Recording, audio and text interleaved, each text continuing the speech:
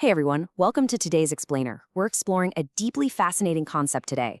Now, just to set the stage, all of our content today originates from the founder of Life Zen Garden, Guy Zhufeng. We're going to unpack the hidden power of words, and specifically, what it truly means to curse someone. It's a topic that bridges ancient history right down to our everyday, totally normal conversations. All right, let's dive into Section 1, Famous Historical Curses. So when you hear the word curse, what pops into your head? Probably ancient history, right? Hollywood movies, grand tales of supernatural doom, all that stuff. Like this classic Egyptian warning, whoever disturbs the peace of the pharaoh, the wings of death will descend upon his head. According to the historical accounts Zhufeng references, this ancient warning was no empty threat. It supposedly caused dozens of people who interacted with the tombs to die in highly unnatural ways. And then there's this one, which is just incredibly specific. Harrison will soon die, and from now, 1840, every 20 years, an American president will not leave the White House alive. This was a Native American revenge curse, and eerily enough, it actually tracked.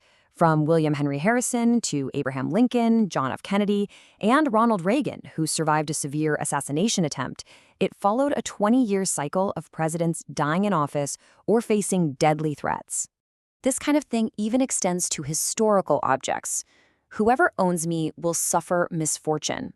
That's the curse attached to the famous Hope Diamond, currently resting at the Smithsonian Institution. The source text points out that its owners, all the way from King Louis XIV of France down to the American McLean Amley, seemingly suffered one tragic, unbelievable fate after another. But here is where things get really interesting. The source material brings this concept right into the modern day, moving away from ancient artifacts. Guy Zhufeng claims he directed this exact phrase at someone who was continuously and unprovokedly attacking Life Zen Garden. This guy is too annoying. Let his heart ache for 3 days. According to the text, this allegedly resulted in that specific person experiencing exactly 3 days of heart pain. Okay, moving on to Section 2, Defining the Curse.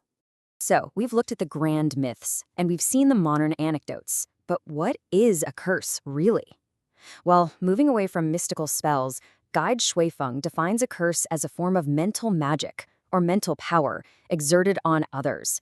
Basically, we're not talking about boiling cauldrons or waving magic wands here. It's an active, energetic influence. It's mental energy projected outward from your own mind directly towards someone else. And this brings us to a really fascinating contrast. Zhufeng's teachings outline a very clear duality. Whenever you use negative, pessimistic thoughts or words to influence someone, that's a curse. But conversely, when you project positive, optimistic prayers and thoughts towards someone, that forms a blessing. It's the exact same mechanism. The only difference is the nature of the mental energy you are broadcasting. Which brings us to Section 3, the Law of Attraction.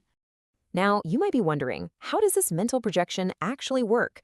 Well, in Life Zen Garden philosophy, there is a core concept called mental imagery thinking. It essentially means the universe feeds back the exact information we put into it. You input negativity, you get negativity back. You've probably heard of something very similar. It is basically the Zen Garden equivalent of the widely known law of attraction. So, the absolutely crucial point here is this. A curse is literally just the law of attraction applied to someone else. Instead of attracting something to yourself, you're using the universe's powerful feedback loop to project negative outcomes onto another person. The universe takes your negative input regarding that person and simply delivers the corresponding result. Let's look at Section 4, Everyday Small Curses. Now, we need to bring this macro philosophy down to the micro level, right into our daily conversations. I really want you to think about this for a second. Have you cursed someone today without even knowing it? I know, it sounds super dramatic. But based on Zhufeng's definition, I want you to reflect on your own speaking habits as we look at these next few examples. You might be surprised. Think about phrases like, drive safe, otherwise you'll have an accident, or wear more, you'll catch a cold. We hear these all the time, right? Totally mundane, everyday phrases. Yet, Guy Zhufeng calls these small curses. By carelessly using negative language, focusing on the accident or the cold, you are unintentionally inputting bad outcomes into the universe on behalf of the people you are talking to. Let's look at a few more. If you don't listen to me, you'll suffer a big loss. Or maybe, this business is risky, you'll lose money. We say these things because we think we're being helpful, protective, or just realistic. But this concept holds a huge mirror up to us. It shows how incredibly easily we unknowingly curse our loved ones and colleagues just by feeding the universe negative inputs about their future. So how on earth do we stop doing this? Well, Guide Zhufang provides a simple but incredibly strict two-step remedy. Step 1, eradicate negative, pessimistic thoughts and emotions from your mind. Just get rid of them. Step 2, prevent yourself from saying negative words out loud. You basically have to stop the mental magic at its source, your inner thoughts, long before it ever becomes spoken language that impacts others. Finally, let's turn to Section 5, the backfire effect.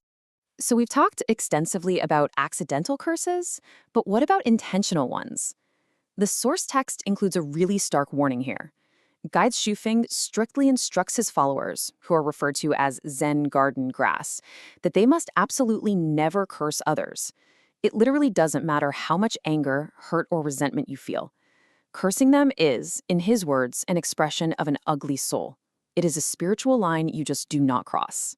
And this brilliantly illustrates why intentional curses are physically and spiritually dangerous. It triggers a mental duel. You've got your mental power on one side and your target's mental power on the other.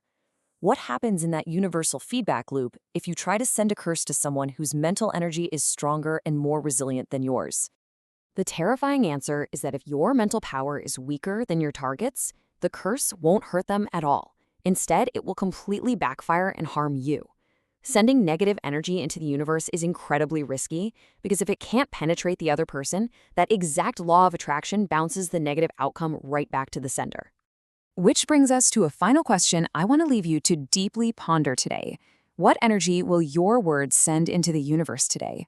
Will your mental magic be a blessing, or will it be a careless, small curse? It's a really profound reminder from Guide Zhufang to truly respect the invisible power of our everyday language.